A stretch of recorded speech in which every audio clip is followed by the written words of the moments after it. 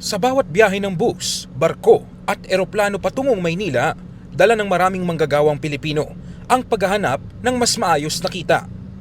Ganito ang nararanasan ngayon ni Dodong mula Cagayan na naniniwalang kung magiging pantay lamang ang sahod sa buong bansa, mas gugustuhin niyang manatili na lang sa probinsya kung saan mas payapa at mas malapit sa kanyang pamilya.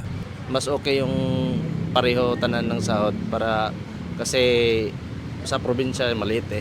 Para sa namin pumunta dito ng Manila at saka kung malitan ka pa sa sahod sa Manila may plano kami magkapag-abroad. Naisip niyo na sir mag-abroad? Yes sir, mag-abroad siya. Hindi talaga sapat sir kung may pamilya ka. Yung mga bibilin ngayon sobrang mahal na eh. Kaya muling nabuhay ang panawagan para sa isang pambansang minimum wage system. Ayon kay Kamanggagawa Party List Representative Eli San Fernando, nangako si House Speaker Faustino Bogie III na isusulong ang panukalang National Minimum Wage Act na layong alisin ang provincial wage boards at magtakda ng mas pantay na sahod sa buong bansa.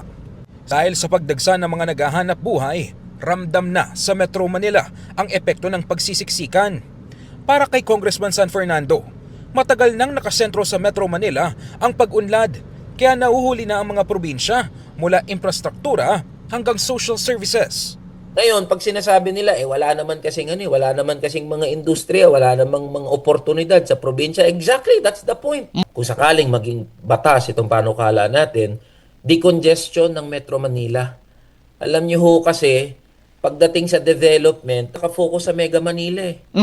Pagdating sa infrastructure, pagdating sa mga serbisyo, laging nakafocus dito sa Metro Manila. Pag pumunta ka sa mga probinsya na paghuhulihan. So, pati yung wage fixing mechanism natin, ini-encourage yung rural to urban migration.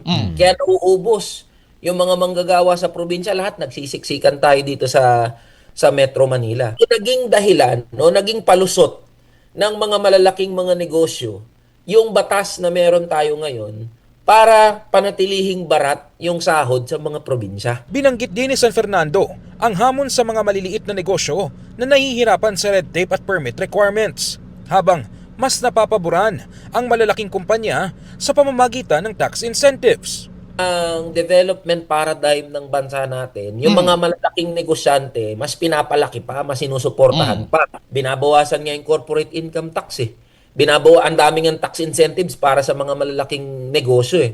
Pero pag tinignan mo, halimbawa, simpleng sari-sari store, magbubukas ka ng negosyong maliit, pagkarami-raming red tape, ang dami-daming mga permits.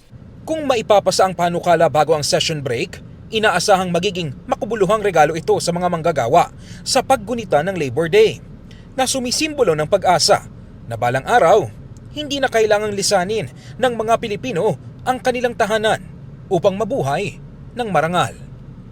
In the heart of changing lives, ako si Brigada Ino Flores ng 105.1 Brigada News FM Manila. The Music and News Authority.